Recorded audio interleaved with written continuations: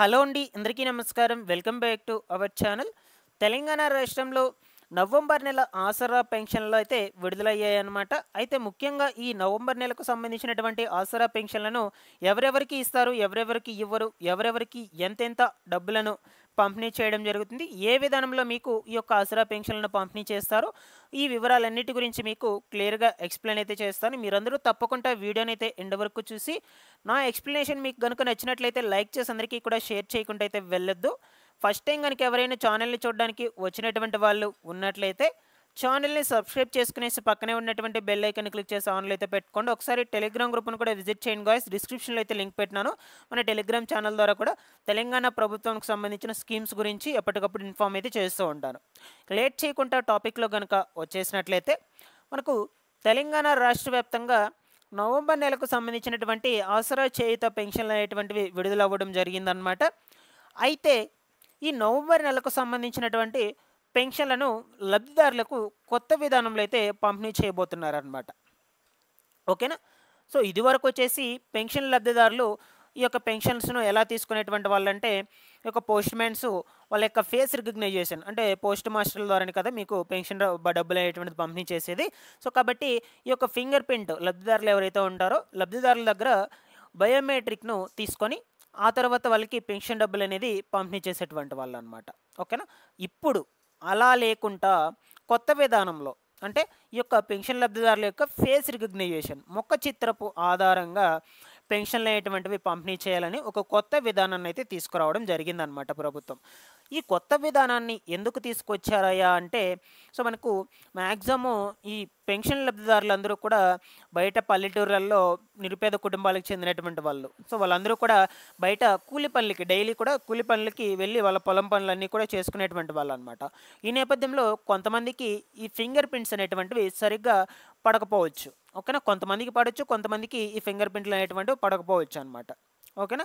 So అప్పుడు పడినటువంటి వాళ్ళైతే ఓకే, పడినటువంటి వాళ్ళకు ఈ పోస్ట్ మాస్టర్లు పెన్షన్ డబ్బులు అయితే ఇచ్చేటువంటి వాళ్ళు, పడినటువంటి వాళ్ళకు పెన్షన్ డబ్బులు అయితే ఇచ్చేటువంటి వాళ్ళు కాదనమాట. ఫింగర్ ప్రింట్ పడలేదు, అన్ని హ్యాండ్స్కి సంబంధించినటువంటి ఫింగర్స్ ట్రై చేసి ఈవెన్ పడకపోతే వాళ్ళకి పెన్షన్ డబ్బులు ఇచ్చేటువంటి వాళ్ళు కాదనమాట. అది అలాగే తీసుకువెళ్ళిపోయి వాళ్ళే ఖర్చు చేసేసుకునేటువంటి వాళ్ళు. ఈ విధానంలో జరుగుతుందని ప్రభుత్వము గుర్తించి పెన్షన్ లబ్ధిదారులందరికీ కూడా కొత్త విధానంలో పెన్షన్స్ అనేటువంటి వాటిని ఇంకా పంపిణీ చేయాలని ఈ ఫేస్ రికగ్నైజేషన్ అనే కొత్త విధానాన్ని తీసుకురావడం అయితే జరిగింది.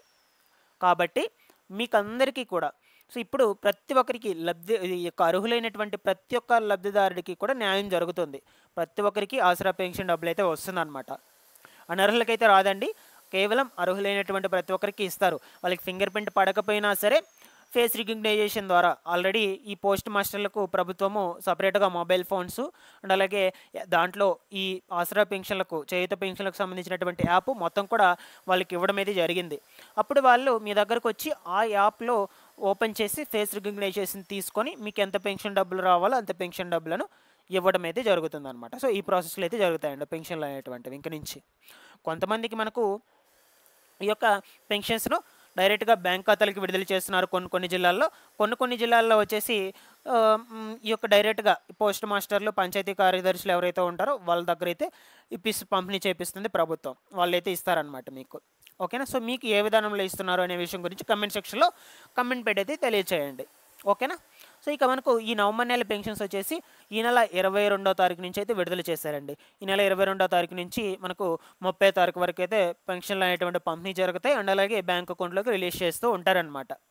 కాబట్టి అందరూ బ్యాంక్ అకౌంట్లోకి పడేటువంటి వాళ్ళు ఒకసారి చెక్అవుట్ చేసుకోండి. పెన్షన్ డబ్బులు అనేది మీ బ్యాంక్ ఖాతాలకు జమ అయి ఉంటాయి. జమ అయినటువంటి వాటన్నిటిని కూడా తెచ్చుకొని పెట్టుకోండి. ఓకేనా. లేదు మీకు హ్యాండ్ ఇస్తే హ్యాండ్లో మీ దగ్గరే ఉంటాయి, నో ప్రాబ్లం.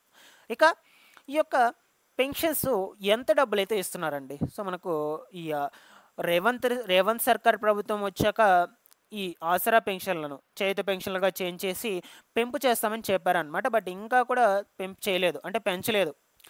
ఇవి వచ్చేసి 2016 రూపాయలను 4016 రూపాయలకు, 4016 రూపాయలను 6016 రూపాయలకు పెంచి అర్హులైనటువంటి వాళ్ళందరికీ కూడా పంపిణీ చేస్తామని చెప్పారు. బట్ ఇంకా దాని మీద మనకు సంతకం అయితే చేయలేదు ప్రభుత్వం. మనకి ఇంకా కూడా ఎటువంటి నిర్ణయం తీసుకోలేదు దీని మీద. పాత విధానంలో పాతలో అంటే ఇంతకుముందు ఎంత అమౌంట్లో ఇస్తున్నారో అంత అమౌంట్ మాత్రమే ఇప్పుడు కూడా స్టిల్ ఇంకా పంపిణీ చేస్తూనే ఉన్నారు.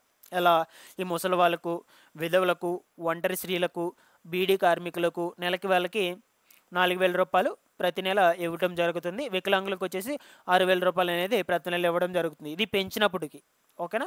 లేదు పెంచకపోతే వీళ్ళందరికీ ముసలివారికి, విధవులకు, ఒంటరి స్త్రీలకు, బీడీ కార్మికులకు వీళ్ళందరికీ కూడా నెలవారీగా 2,016 రూపాయలు, వికలాంగులకు 4,016 రూపాయలు అయితే ఇవ్వడం జరుగుతుందన్నమాట.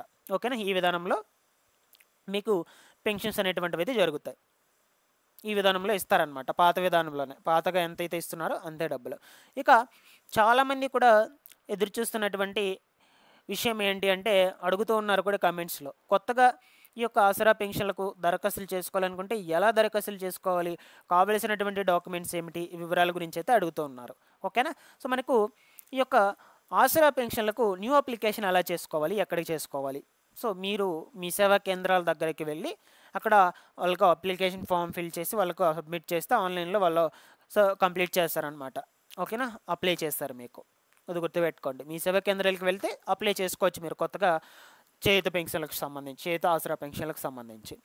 అవసరమైనటువంటి డాక్యుమెంట్స్ ఏంటి అంటే, సాధారణ పెన్షన్ వర్గాలకు చెందినటువంటి వాళ్ళు, వృద్ధులు, విధవులు, ఒంటరి మహిళలు, నేయర్లు, బీడీ కార్మికులు వీళ్ళందరికీ కావాల్సినటువంటి documents Aadhaar card, ration card, తెల్ల రేషన్ కార్డు, దాని తర్వాత బడ్జెట్ కుటుంబ ఆదాయం, ఓకేనా, BPL Aadhaar card, ration card, దాని తర్వాత బ్యాంక్ పాస్బుక్ ఫోటో కాపీ, దాని తర్వాత ఈ యొక్క ఫోటో, పాస్పోర్ట్ సైజ్ ఫోటో, చిరునామా రుజువు, అడ్రస్ ప్రూఫ్, ఇక వయసు ఆధారము, వృద్ధాప్య పెన్షన్ కోసం 57 ఏళ్ళు అయితే నిండి ఉండాలన్నమాట. 57 పైబడినటువంటి వాళ్ళు వృద్ధాప్య పెన్షన్కు అర్హులైతే అవుతారు.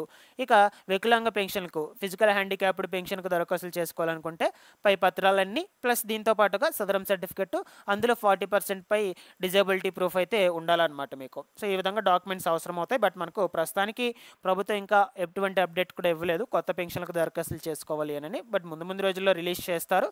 సో మీరు ముందుగా తెలిసి పెట్టుకోండి. ఈ ఇన్ఫర్మేషన్ మొత్తం డాక్యుమెంట్స్ అన్నింటిని కూడా రెడీ చేసి పెట్టుకోండి. నేను కూడా అప్డేట్ అయితే ఇస్తూ ఉంటాను. ఇందులో ఏమైనా డౌట్స్ ఉన్నా కూడా కామెంట్ సెక్షన్లో అడగండి. ఫైనల్గా వచ్చేసి నవంబర్ నెలకు సంబంధించినటువంటి ఆసరా పెన్షన్లు ఈ నెల 22వ తారీఖు నుంచి అయితే విడుదల అయ్యాయి. ప్రతి ఒక్కరు కూడా కలెక్ట్ చేసుకోండి. Thanks for watching this one.